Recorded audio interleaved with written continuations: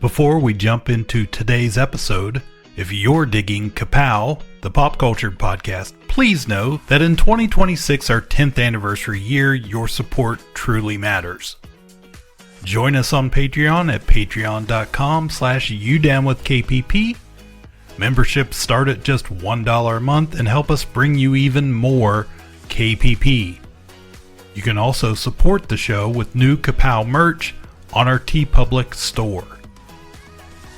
Please know we appreciate every bit of support, and on with the episode. You're listening to Ka-Pow, the pop culture podcast. Comics, television, movies, and more. If it impacts fan culture, we have something to say about it. And now, your hosts, Jordan, Cliff, and Seth.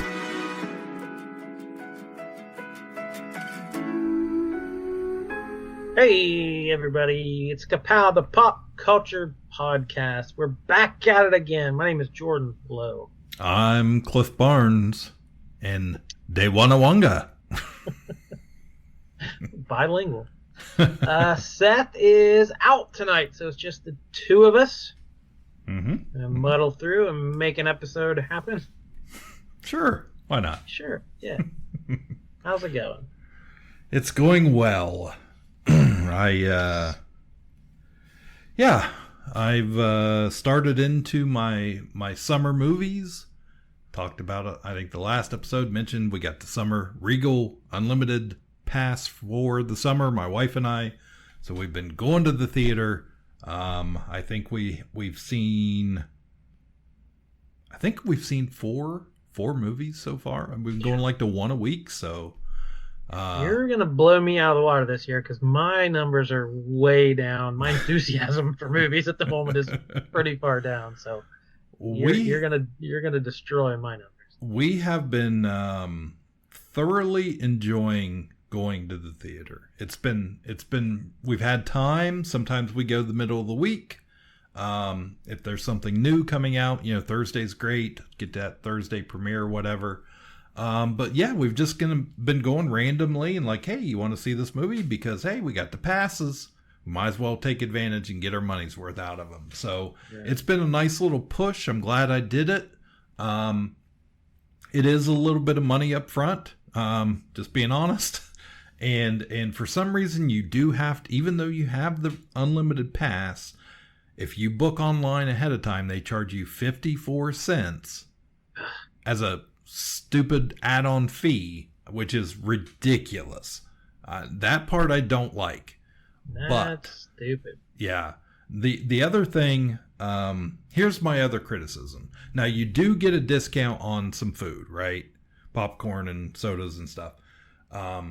Now, sometimes when we go, we're really good about like, we'll eat dinner beforehand, so we're not hungry, or anything. We can just sit down, watch the movie, get through it. It's cool. It's fine. But then like last night, we went to see a movie and we just had our tickets. We went and we sat down in our seats in the theater. The movies, the movie trailer started playing. And then, like, we're sitting there for a few minutes, and finally, my wife. Well, you got a half hour then after that. You do. It's after always the commercials start, yeah. A solid 30 minutes. But like a couple of them had played already, and then Alicia kind of leans over to me and she goes, "I'm gonna go get a small combo." And I was like, "Oh, okay, whatever." And so she gets up, goes out to the your thing. Entire wallet. Right. She comes back and I text her because it had been a minute and I was like, oh, maybe it's busy out there because our theater was packed.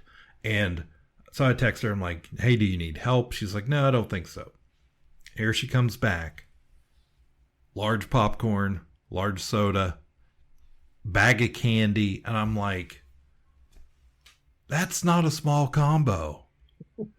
And, girl math, she says, well, if I got a small, I didn't get my discount.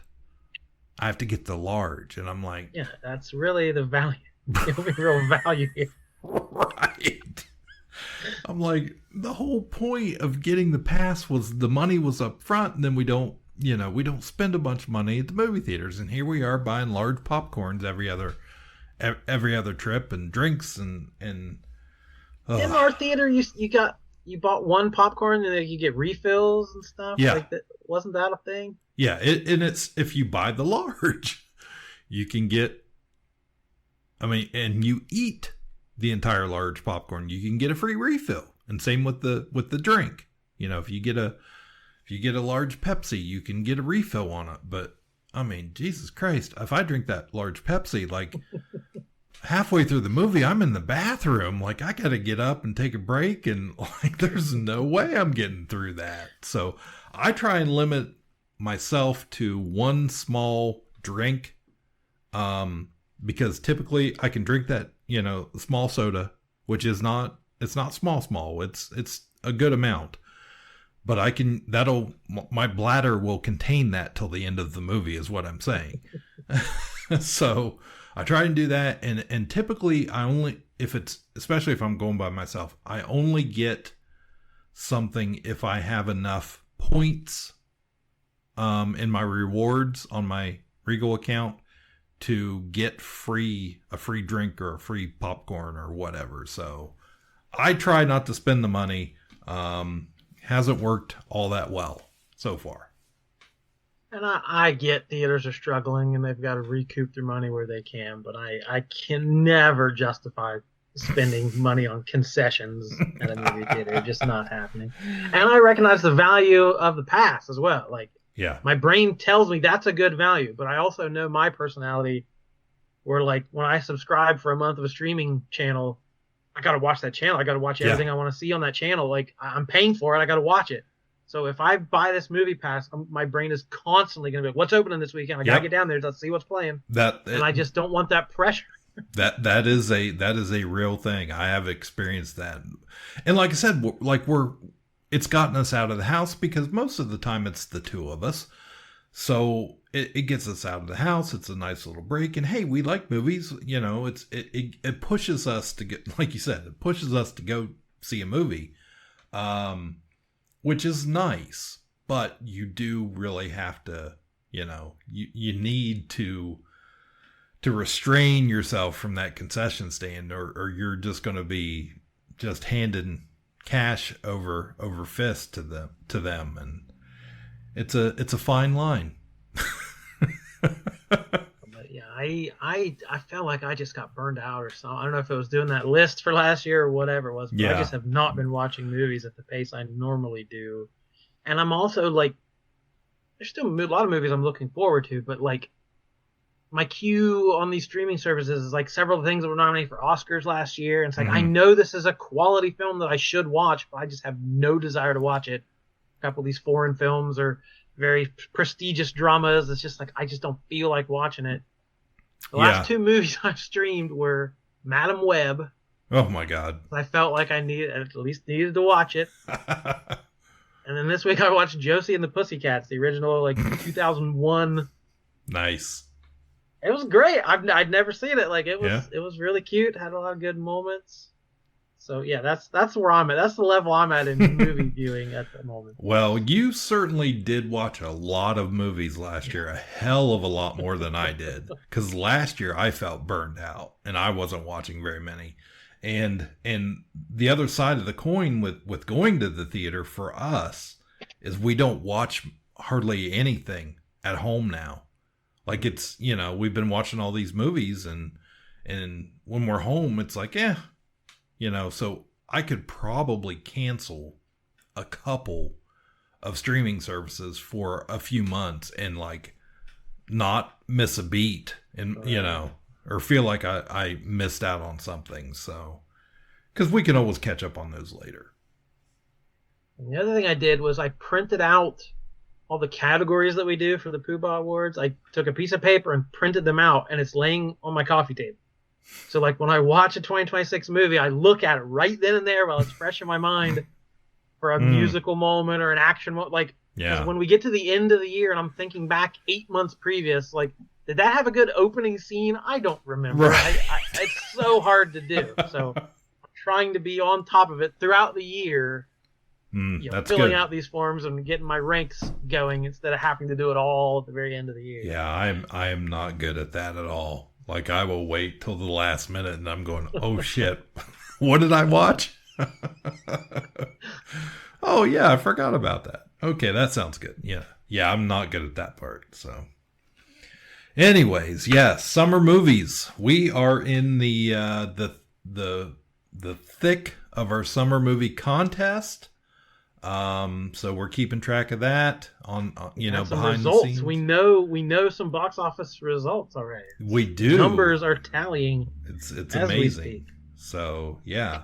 I think we're all feeling pretty good at this point. So we're pretty close at the moment in points. At least we were as of Monday. So yeah, the movies are starting to hit the charts as they're being released.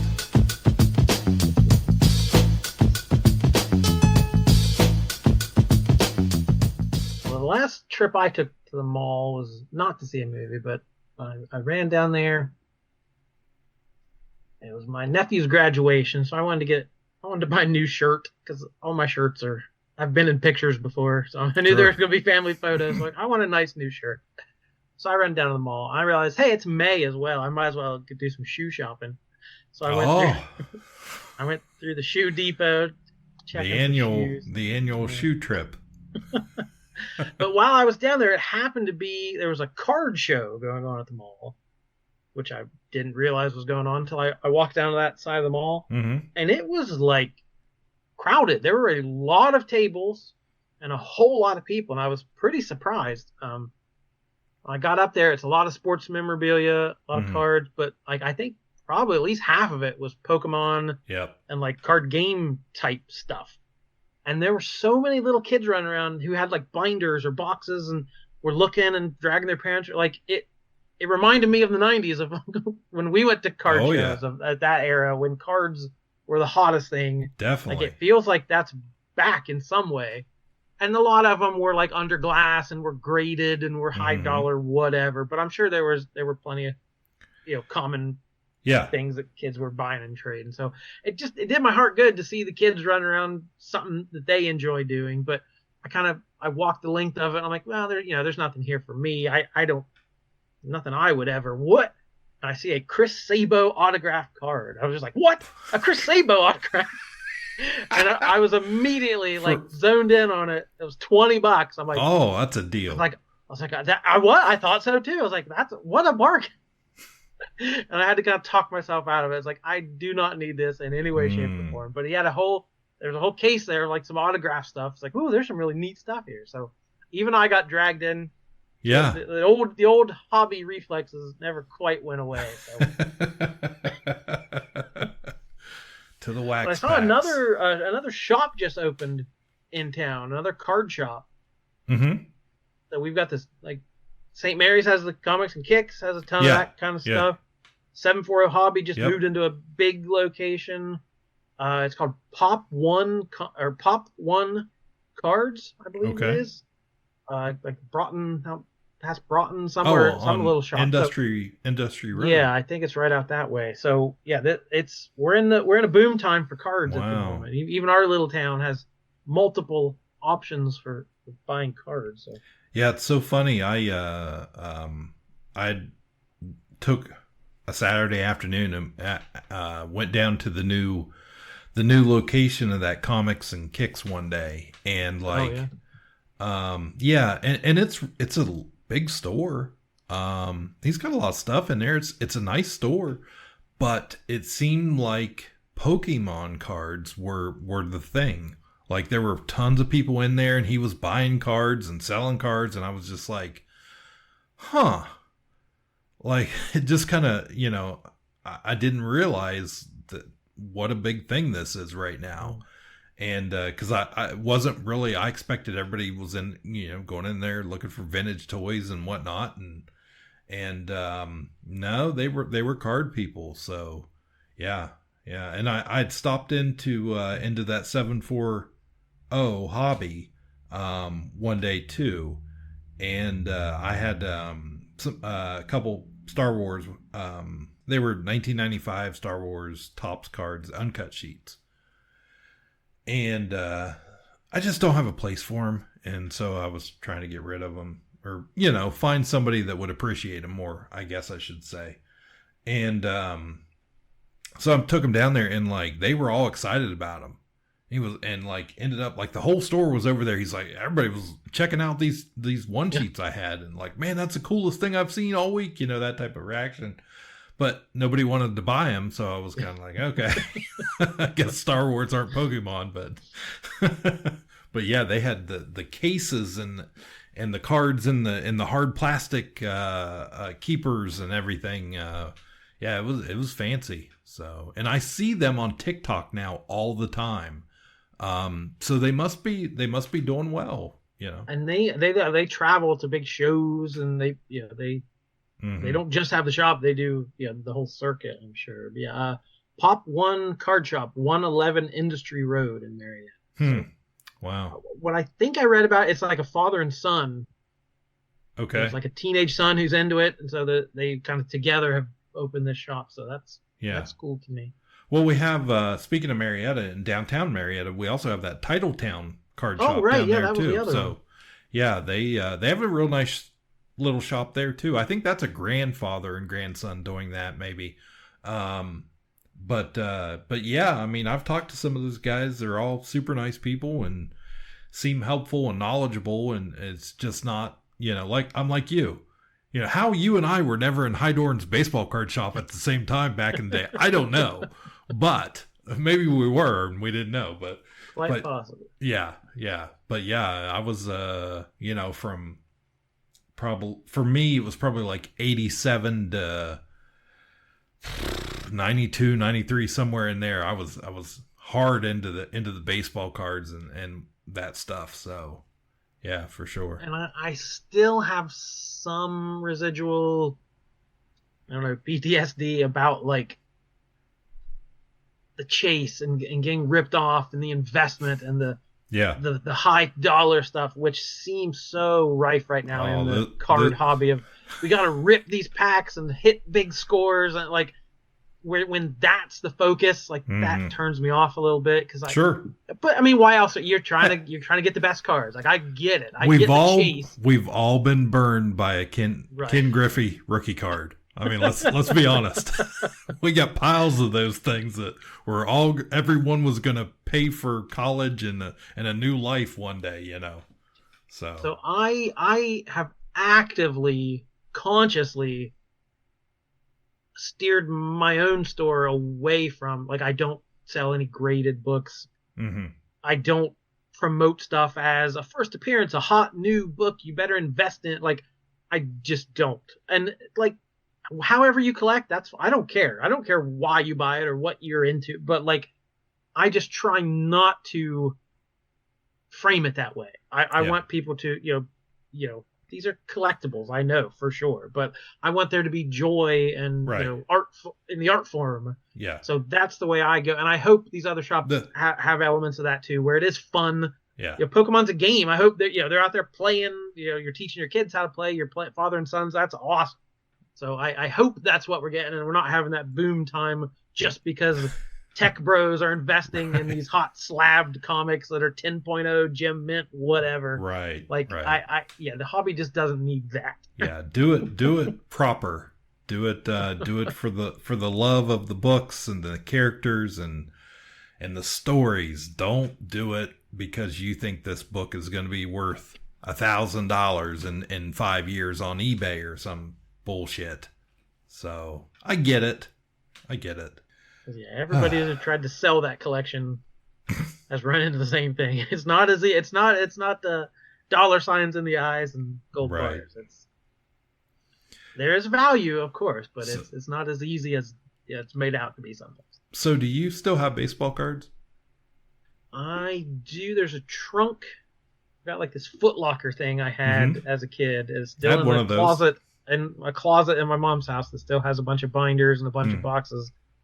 Yeah. I don't know that I have any value. I've got the King Griffey rookie for sure. I don't know if I have anything of any value whatsoever, but I do have a couple autographed. Like I guess the only thing I really have collected in the last decade or whatever are the Reds 1990 World Series team, like autographs from those guys, which Chris Sabo would have fit perfectly in my collection. But like they used to come to the mall for that caravan. A couple of the guys were at the like the Reds Legends, like the camp they put on for the kids. So I've got Eric Davis and Joe Oliver and Todd Benzinger and a couple of those guys from that 1990 team. So that's really, if I'm ever going to buy a card, it'll be from that one specific team, one specific year. Got to get that Herm Winningham card signed.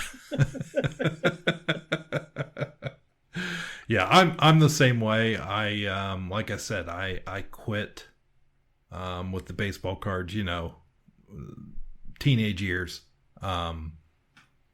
But they were in my in a closet at my mom's house for years and years and years, and then I think when they sold that house, they ended up whatever was left ended up here at my house, and they're out with the kind of sitting in tubs out with a bunch of other toys and whatnot, and there's some binders, and I think there might be a couple complete sets. I don't know. And I don't think any of it's, again, like you said, worth, much at all. But yeah, it would feel wrong just throwing it away. That's it. Yep. But I don't know. It would be impossible to sell because it has no value. Right. And I'm not even sure how you could give it away. Who would even want this stuff? Like, there's so much of that stuff. 80s and 90s were so overproduced. I don't know literally who you could give it away to. So it's just in boxes. Yep. Same Wait boat. for somebody else to deal with it. Yep, same boat. So, yeah, there was something about that 90 team, that I had some stuff. I got rid of some stuff a few years back, just because it was sitting around. It was just stuff that was overly produced, 1990s World Series stuff, and that I was very excited about back in the day, and but yeah, I think I got rid of most of that over the years. So, but there's still a few hangers on there over in the laundry room, I'm sure. So, but I did kind of look through some of them. The pandemic bumped prices up, and at one point, in the midst of all that, my nephews were over at my mom's house, and we kind of opened the trunk up and just kind of dug through a couple things, and they were looking them up on eBay and like, oh, this Frank Thomas card's going for this much. It's like, you should sell it. Like, they're getting all excited. It's like, okay, you realize what you got, all the nonsense you got to go through. Always remember, a listed price on eBay is different than a sold price on eBay. Yeah. So we had an afternoon of ooh, I forgot about that, and then that's the trunk lid closed, and it's back in the closet. Back in the closet, Sabo. Get those official rec specs. Didn't he like get caught with a juiced bat? Wasn't that kind of corked? He had one of his bats break and little corks sprayed all over. Is that what it was? Okay, yeah. So wild that I remember that. So, gosh, Chris Sabo. I remember the haircut. I remember when people were getting their hair buzzed like his, back in the day. His daughter, Annie, worked for the Reds broadcast for a while. She was doing like the pregame shows. And, a very pretty girl, broadcast television. And then like one time she put on, somebody had rec specs and she put them on. She looked exactly like her dad. It was so creepy. That's funny. Just a normal looking, pretty girl. And then it's like she puts on those and she spuds. Yeah, spuds. It was a 1988 Rookie of the Year, man. Oh, shoot. That's funny. So, anyways. Speaking of movies. Star Wars! Nothing but Star Wars! You made your first trip. Yeah, we all got out to the theater. I was planning to go see Star Wars colon The Mandalorian and Grogu. I don't think there's a colon. No, I don't think there is. So I was planning to go see it anyway. I thought maybe I'd hit a matinee or go on a weekend or something, or that Tuesday cheaper night. I wasn't in a huge hurry to be the first in line or anything. Sure. But Regal, I get an email that was like, "We miss you." It had been so long since I've been to a theater. Regal was like, "Please come back. Is he dead? Ticket." What happened to him? Said there's a free ticket waiting for you in the app. You have to redeem it within 7 days for any 2D movie. I'm like, huh. And that was the week Star Wars was opening. So I was going to go anyway. If I got a free ticket, hey, let's do it. So I click and I do my ticket ahead of time to make sure. Because a lot of times a brand new movie, they say no passes or whatever. Yeah. So I'm like, are they going to tell me I can't? But it let me through. Of course, there was the $2 convenience fee and the $2.50 something fee plus taxes plus this, so it was close to $5, all said and done, to go watch a free movie. Ticket. Yeah, but I was gonna go anyway, so it still feels it's like we're all the the hoops we jump through to make it feel like a bargain. So yeah, right. My $5 free movie. So yes, I went Thursday night opening night. Not a ton of people in the theater, but oh. Really? It's already over 100 million, right? It's So this was, one of the discussions on our summer movie challenge was like, it's a Star Wars movie. People are going to go see it, but are they going to go see it as, right, as big as numbers as previous ones? And it seems we were all kind of correct. Like, yes, it was big. It's going to be in the top 10, but it didn't break any records, and reviews were a little bit mid, so yeah, I don't know. We'll give our opinions here and let you know. Yeah, definitely not a great opening for a Star Wars movie. I think it opened maybe right around Solo numbers, and I think that was like the lowest grossing Star Wars movie. So not by Star Wars standards, not great. By regular movie standards, okay. So yeah. But, yeah, so the feedback I've been hearing, it's just a show. They squeezed some episodes together and just stuck it on the big screen and all this stuff. So like, and I can't argue that either. Like, it kind of was. But so yeah, the typical, angry Star Wars fans already had a chip on their shoulder and probably weren't going to like it. For sure. But I've heard it's doing well with kids. Like kids, it's a fun adventure movie that kids are digging. So, what was Star Wars? The original purpose of Star Wars was to entertain children. So, if it's maybe gone back to that a little bit, I don't know. So right, and I'd had that thought this week too. Like, what significance really? Why are we measuring success of a movie simply by the box office opening numbers, whatever? Like, we never used to do that. I mean, as a society, until probably like Titanic came around and broke a bunch of records, nobody cared. It's how many toys you can sell. Right, exactly. It was the merch. Who's wearing the backpacks and the t-shirts? So yeah, so I thought I had that same thought, very similar reaction to like, hey, kids are really liking this. Isn't that what we want? If Star Wars is going to live on past our generation,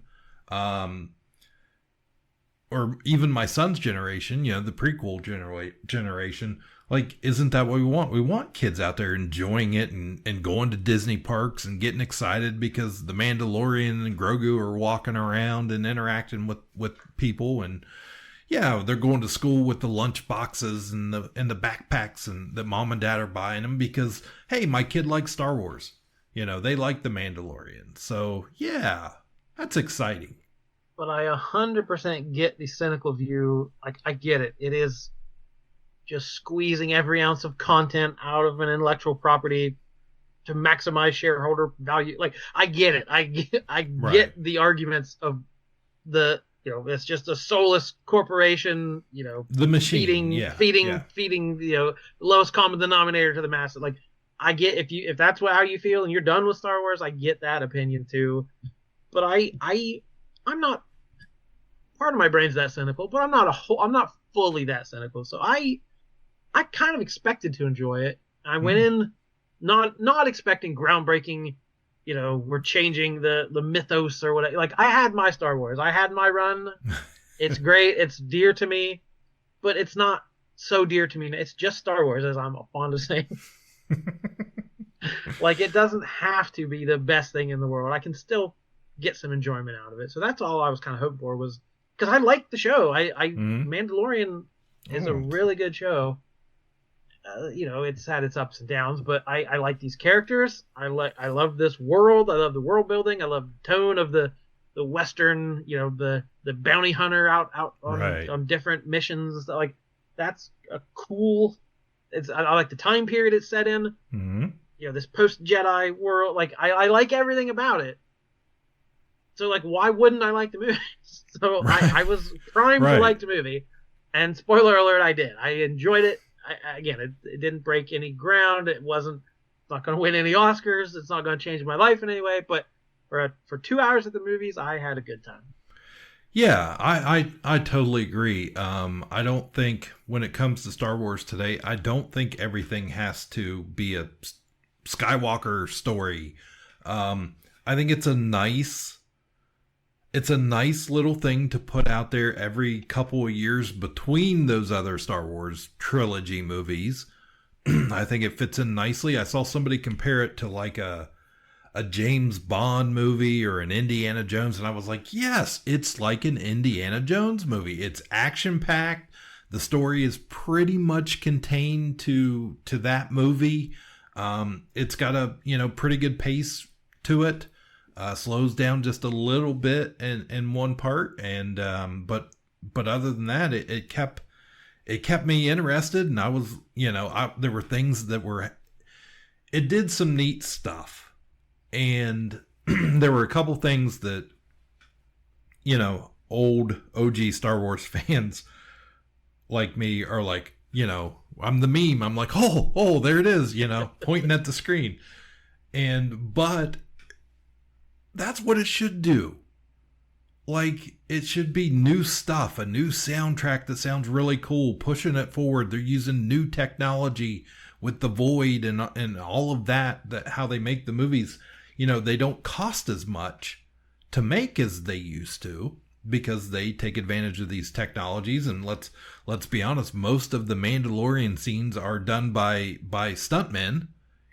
Because you don't have to see the actor's face. You just need a voice every once in a while that can be overdubbed.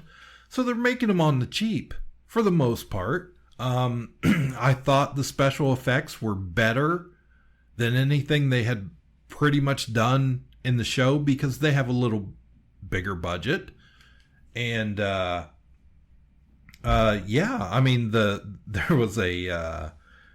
there's a scene towards the beginning when he's fighting all the old Imperial dudes and on the like ice planet. And number one, showing the stormtroopers, the Hoth. We always called them the Hoth stormtroopers. With the white, look like cloth hanging from their eyes down. But showing behind that, I was like, oh. Why didn't I ever think, what in the world does it look like underneath that mask? What? There's another mask. Like, and then the part where we're going to spoil a little bit here, but the scene with the AT-AT with the little escape ship, that's a freaking Kenner mini rig from the 1980s, one of those mini rigs they made that weren't in the movies, but they were at a cheaper price point than the Millennium Falcon or the AT-AT itself. So, mom and dad could spend a lot less money. Here's a little vehicle, and throw one of your little guys in it and whatever, figure it out. Putting that in there, I was like, hello, that's what it was meant for this whole time. Like, I was loving that stuff. So that stuff, yeah, loved it. I love the time period it's in, with the remnants of the Empire and trying to establish, the new rebel alliance government, the new trying to get established and take hold of the galaxy and put some order into things. I love all of that while trying to snuff those guys. It's a great story. I love it. I think it's fun. It's the stories bring it, you know, they're not overly complicated. I don't have to know a whole bunch of shit going in to watch this movie. If I don't know anything or very little, I can like, hey, Baby Yoda, Mandalorian, they're fighting bad guys and having an adventure, and that's really all I need, and I'm happy with that. Yeah, that's where I was. Like, as this movie's getting ready to open, I'm starting to think I should revisit this. I should rewatch that season, or I should read a recap or watch a video. Like, I need to catch up because I don't remember that third season very well. It's been a little bit, yeah. But I thought, you know what? If that movie, if I have to do this for this movie, that's a failure. Yeah. Like, if this movie doesn't catch me up or doesn't, you know, not need that stuff, like, so I took it almost as a challenge to not remember. I didn't look anything up. I didn't recap anything. I'm like, I'm going to go into this. I remember, there's a Darksaber and they were on the beach. They were on with a bunch of other Mando. Like, I had vague memories, but like I couldn't remember exactly where we left off. So I'm like, if the movie expects me to remember all this stuff, then it's not my fault. Yeah, I took that off my chest, and it was fun. Like, it's a story. It's part of the Star Wars universe. It just drops you in there for a couple hours, and that's all you need to know for this particular mission. Right. Absolutely. Yeah, I really enjoyed it. I was much the same. I didn't have super high expectations to it. I had heard, you know, the criticisms of, oh, it's just, you know, they took a bunch of episodes and turned them into a movie. Okay, fine. That's great. I'm here for it. Because I would have watched that if they'd been TV episodes or another season. I would have watched that too, like, and loved it. So, yeah, I'm very cool with it. I had forgotten that I'd seen in a trailer one of those, the Amanaman from, you know, Return of the Jedi. He was a background snake head dude, bounty hunter guy. That there was, you know, he's one of the most valuable Star Wars figures from the vintage collection out there, because I think they were only released in Europe or Argentina or some shit. So, anyways, taking that background guy and he's been in some legacy, the species has been in some legacy stuff, but using him here with the Hutts as, you know, hunters and these savage creatures, like, oh, they were terrifying. Absolutely. I loved it. I was like, this is the perfect time to bring these guys back, and I'm just loving it. I mean, scary monsters and traveling to the hut, you know, now Hutta, the hut world or whatever. And I was like, oh, these things are disgusting. These big old slugs wallowing around in the mud and stuff. And I was like, what is happening right now? And that may be the best world building or planets we have visited in since like Disney's had Star Wars.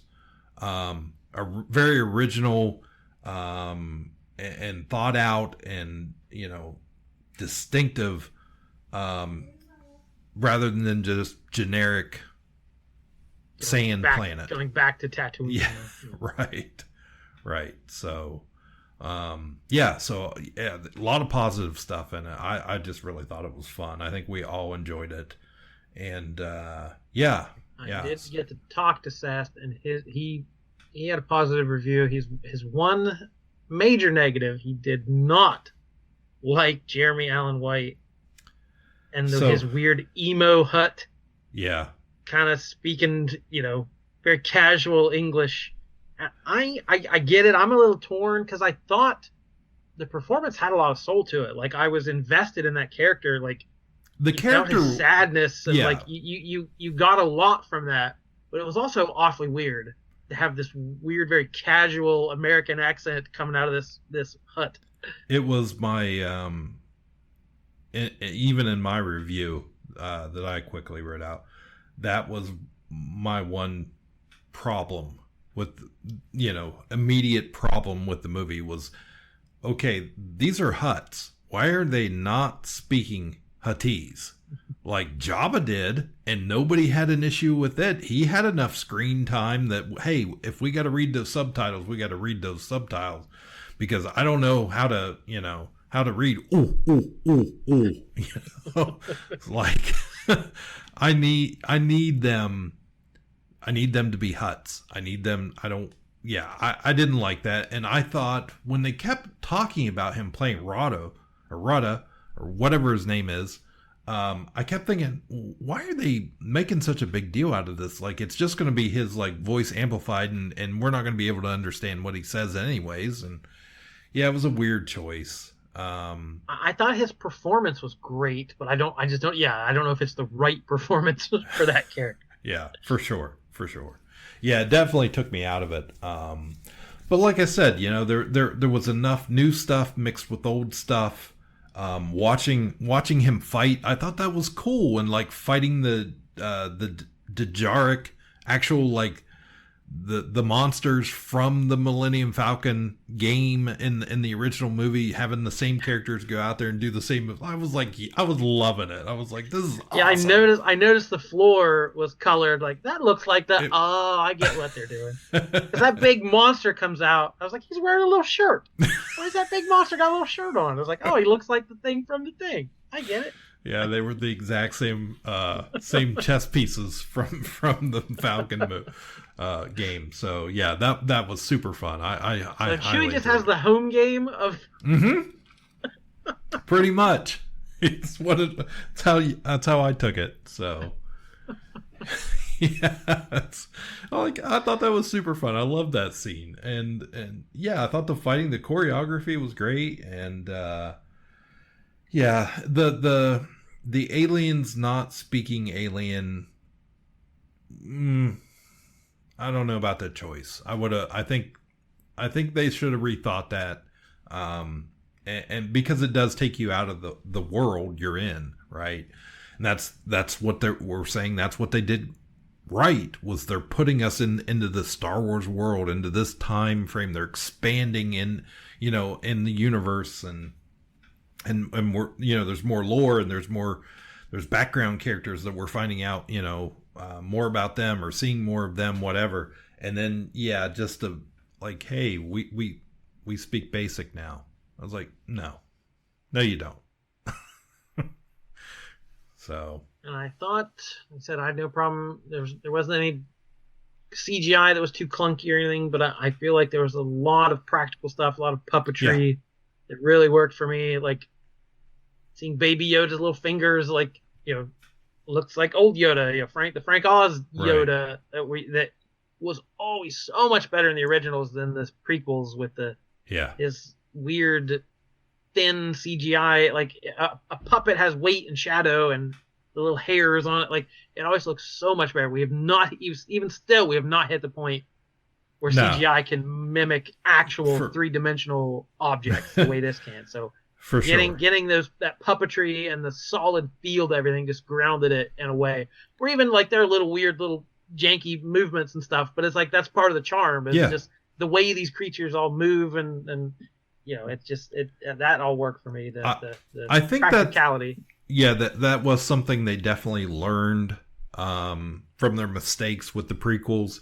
When they did the sequel trilogy, even when they bring back, Force Ghost Yoda talking with Luke, it's Frank Oz with his hand up, in a puppet, just like in 1980. And it's like, yeah, they have learned, like, there's a certain point you don't go beyond, I think. So yeah, for sure.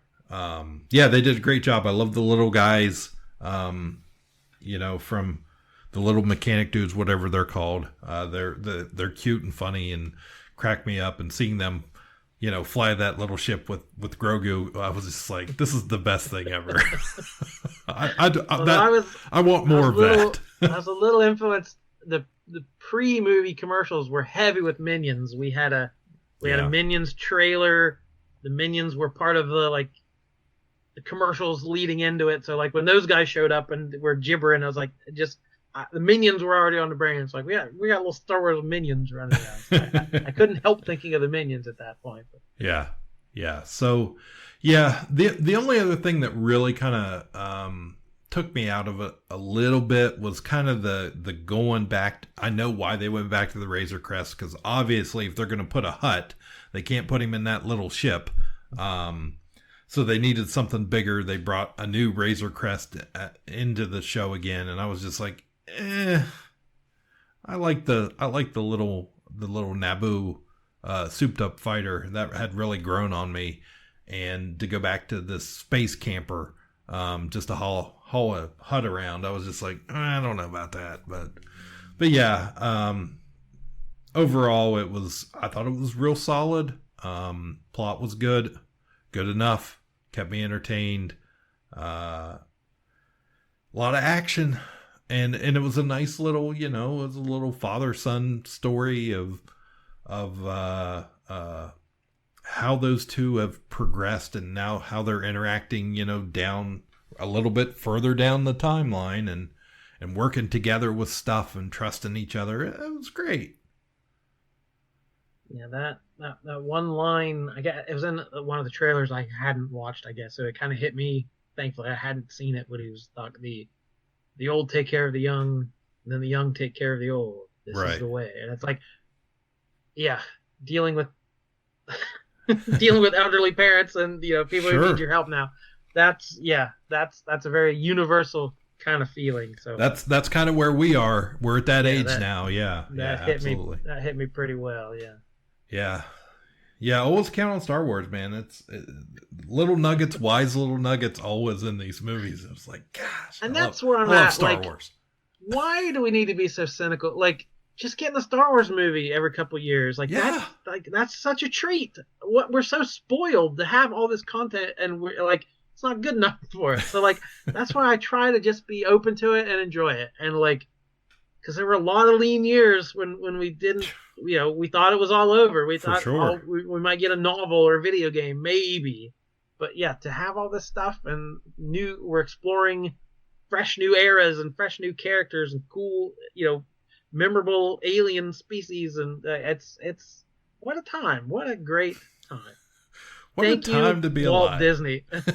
Thank you, Walt Disney. Oh, thank you, George Lucas. Yeah, absolutely. And I think this was directed by Favreau, right? Right. Yeah. So yeah, I think they're on real solid ground. I like what Favreau and Filoni are doing right now. Kathleen Kennedy is gone, and I don't know if this gets made, if she's still around. Just being honest, or it's another season of Mandalorian perhaps, but yeah, I like the direction. We've got new leadership in Star Wars. We have new leadership at Disney, with Josh D'Amaro now taking over and Iger out the door. So I have a good feeling about it. I could see them doing more stuff like this like I said, between the big saga movies. They're still talking about doing some big movies, and that Starfighter movies. So that Starfighter Ryan Gosling movie that's coming out. You say Starfighter. Starfighter. That's what we're gonna call it now. Starfighter. So with that, I'm sure it's some big budget epic movie thing, and I'm sure it'll be great. I like him. But having these types of little these movies in between these little stories, I am absolutely all for it, because it keeps Star Wars, fresh and moving, and it fulfills, we need more happy stuff in our lives. So, especially right now. So yeah, I thought it was great. I don't damn the box office numbers. I don't care. So there wasn't a huge crowd when I saw it, but there was one guy who had to make sure we all knew he recognized the Dave Filoni cameo. Because when the camera cuts to him, he laughs way too loud. Like, ha ha! It's like, yeah, guy, we know you recognize the guy. All right. Yeah, so yeah, Filoni, of course, has a couple cameos, as well as some of the other directors from the show, the Mandalorian show. They're back as the X-Wing pilots, and I don't know the actor's name, Mr. Kim from the Convenience Show. He's back for a cameo. Like, I love seeing all these guys come back. Didn't have much to do with Navarre, other than he's living there. It's all pretty off planet. Of course, Carl Weathers is no longer with us, and I had seen they had a little tribute in one of the scenes. There was some writing in Arabic, the Star Wars language, above a doorway or on a sign or something that fans instantly translated and recognized, and it said like Apollo Weathers Apollo, or Apollo Weathers or something like that. Kind of paying a little tribute to his acting in the TV show. So that's cool. So we brought in Sigourney Weaver, but there's barely any humans in this movie. It's all aliens and for sure, CGI and puppets. Yeah, so had a little buddy thing going on with Zeb, who is a CGI character. He's from Rebels, the animated show, and a very beloved, popular series that in the last decade. And so we're seeing those characters come back across the Star Wars universe here. I'm sure at some point we're going to get a Rebels reunion. I don't know if that's going to be Ahsoka season 2 or whatever, but it feels like that's definitely coming with Ezra and all of them. So he was cool. It was Zeb, same voice. Fighting bad guys with his little stick gun thing he used in the cartoon. It was great. So he's in it. And we also got the Boba Fett rifle. Yes. From the animated short, right? Yes. His little rifle that he had in the first season, and we saw in the original Christmas special, the first appearance of Boba Fett. He had this. I have a picture of it up on the wall, and it's kind of got like an electrifying thing on the end, and it disintegrates people. So it was back. He's re-armored. So yeah, there's just a lot of good stuff about it. I didn't, Sigourney Weaver seemed kind of weird. I felt like that character could have been anybody. They didn't give her a lot to do, but she's in it. She's fine. And, this is our new Rebel Alliance, I guess, with the I still fanboy out every time I see an X-Wing scene. I just do. It was a cool shot, them on coming across the sunset, and I was just like, oh, X-Wings, yeah.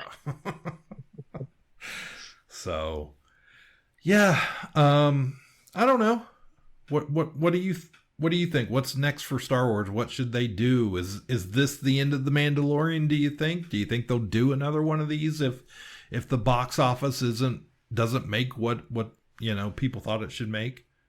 Well, like you mentioned about it being cheaper than other Star Wars movies. Like, yeah, movies have to get cheaper. No movies can have these $250 million budgets and $300 million advertising budget. Like that era is over, no matter what it is. Right. So yeah, movies have to get smarter and leaner and cheaper, and they can still be. You can still have huge hits. These movies make hundreds of millions of dollars. Like, we can still have these fun movies and experience them on the big screen like this. You just have to be a little smarter about it. So, yeah, there's no reason we can't get a Star Wars movie every couple of years, whether it's heavy on continuity or light on continuity, whatever. I don't like the filling in, say, Solo or whatever. We're like, well, here's a story we didn't tell about this 1 month he wasn't on the, Yeah. It's like we don't need to fill in every crack like the comic books or some of the novels have done for 30 years. So, yeah. I agree. As long as it's big and fan, accommodating to the fans in that sort of way, that it's telling fun stories you can only get on this big screen version. Like, I think we can make these forever. Like, that's fine. It's a big universe, lots of stories to tell. Yes, we can go into the past, we can go into the future. Like, Right. yeah, it's More Star Wars. That's the bottom line. We want more Star Wars. More toys to sell. Right. That's the main thing. We need That's more it. merchandise. So is there have you given any thought to ranking this somewhere? Where does this fall in your overall Star Wars world? I did think of that right after the night after I saw it. And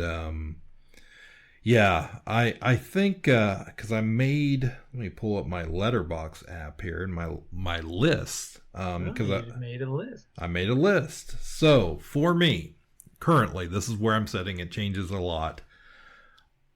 It's pretty much where I slide this in is basically, I would say, after Force Awakens, before Solo. Okay, I think that feels about right to me. So my list, as far as like movies, not including the series, but movies, I would say Star Wars, the original, number 1, still in my heart. Return of the Jedi 2, Empire 3, Rogue One 4. So I don't think any change there. The Last Jedi 5, Force Awakens 6, Mandalorian and Grogu 7, and then Solo, The Rise of Skywalker, Episode 2, Episode 3, and Episode 1, The Phantom Menace at the bottom. So pretty much the same as I think I had it before.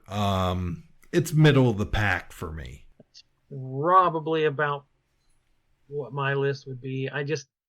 This one was solid all the way through, but it didn't have a big moment. It didn't have a big surprise. It didn't have a big stand up and cheer. Like, it was a solid story, but it just didn't have that, over the top heroic, agreed. Yeah. fanfare moment. So that feels like a necessity in the Star Wars movie. But yeah. Even during the movie, at no point did I really feel like Din Djarin was in real danger. Like, he wasn't going to get out of it. He wasn't going to survive or whatever. It was like, yeah, he's gonna live to have more adventures. The way, I have felt in some of the saga movies, that ending to Empire, or the Luke and Emperor moment. Is he gonna make it out of this? Are we gonna win? Type of thing. I don't know. So yeah, because of that fun adventure, but no, I don't know, real super high stakes, I guess. In this movie, I feel Star Wars is so much about the characters and the way they play off each other and bicker with each other and the family they become. And like, here you have a movie with one guy who barely talks and a baby who doesn't talk. Right. And like, he doesn't have any other friends. Like, he gets missions from his coworkers, but like, it just doesn't have that family camaraderie feel to it. Yeah. Which, I'm not saying every movie has to have that, but that's such an appeal of Star Wars, is the colorful characters. Right. And here's a guy who's not much of a character. He has a helmet on the whole time. Like, you're limited. Right. Yeah, that's very true. I definitely agree with that. It is a bit limited. There's only so much you can do with a puppet, and that doesn't talk. And so, even though he's very Yoda-like in a smaller version even, but Yoda talked. Yoda had an interesting way of speaking. Like, it kept I don't know. It was just a different thing. But definitely missing a little bit of that found family. Because with this movie, we didn't have the other established characters from the show besides those two for the most part, from the first couple seasons or whatever that we have here. So yeah, I'd agree with that. Yeah, to me, the sequel trilogy has just gotten so much heat and so much hate. but I'm still not sure I could rank this above the best of those. Like I need to watch it a few more times and get, but so yeah, it's probably beneath those for me. I'm not a fan of the prequel, so ahead of those. So I'd probably put it right before Solo. I'm right. I'm right with you. Yeah, somewhere right in there. Yeah, for sure. Yeah, it was so funny. I was making that list, and I was just like, no matter what, those prequel movies are just always going to be at the bottom for me. And it's not that like I have huge hate for them. It's been a long time, now, but yeah, they just were never what I thought they were going to be. And I just don't think I've ever been able to get over that, which is weird, but there's stuff I like, but yeah, those were made for a different generation for sure. And it's really interesting now because that generation as adults, the love they have for those movies is wild to me. And that is their Star Wars, which is cool, that's awesome, but it's just so different. The Cincinnati Expo in September just announced Hayden Christensen as one of the main guests, and people are freaking out. Like, yeah, he's always the biggest name if you get him to your Comic-Con. So, like, yeah, for movies that people hate, talked trash about for decades. Yeah, there's kids who grew up on them. So who knows? Maybe these sequel series will have a renaissance someday. Yeah. Maybe all this stuff will come back around. We totally brought that back around of talking about, hey, if kids love this movie and they love Mando and that's their Star Wars, then great, more power to them. I love that for them. But yeah, that's exactly what happened with the prequels. So yeah. And Marvel just put out a one-shot about Jar Jar Binks. And so many people have walked past it on the shelf and been like, Jar Jar, like he's an immediate joke. And I've said to a couple, I'm like, oh, it's actually written by Ahmed Best, the actor. And they're like, oh, neat. Like they have an immediate, like, oh, good for him. Like they want to make fun of Jar Jar, but they also have a warm spot for him. So like, yeah, it's wow. It's what a weird thing time does to us all. Okay, well that was I think we did a pretty good review there. So this is the first big summer blockbuster, right? This is the first. We got plenty more in the chamber coming. We got superhero movies. We got 80s cartoon movies. We got all kind of fun stuff. I'm ready to have the power. Yeah, we're very close to He-Man. Most anticipated film. Yes. Ever, maybe ever. Who knows? If you ask me. He's stalking the theater looking for those popcorn buckets. Gotta get He's that checking out every featurette you put in front of him. All the featurettes. So we'll be back with a review of that, I'm sure, sooner rather than later. Absolutely. So that's all I've got for now. How about it? We'll catch you next time. My name is Jordan Lowe. Cliff Barnes. Goodbye forever. Thanks for listening to Ka-Pow, the Pop Culture Podcast. The best way to support the show is by joining our Patreon at patreon.com/YouDownWithKPP. Catch every episode on Apple Podcasts, Spotify, Podbean, or wherever you listen. And check us out online at podbean.com. Stay connected with us on YouTube and TikTok for extra content, or send us an email anytime at Ka-Pow, the Pop Culture Podcast @gmail.com. All sounds, clips, and media played are the property of their copyright holders. All original content is the property of Ka-Pow, the Pop Culture Podcast. We'll be back soon with more fun, more laughs, and more pop culture. But until then, ask everybody you know. You down with KPP?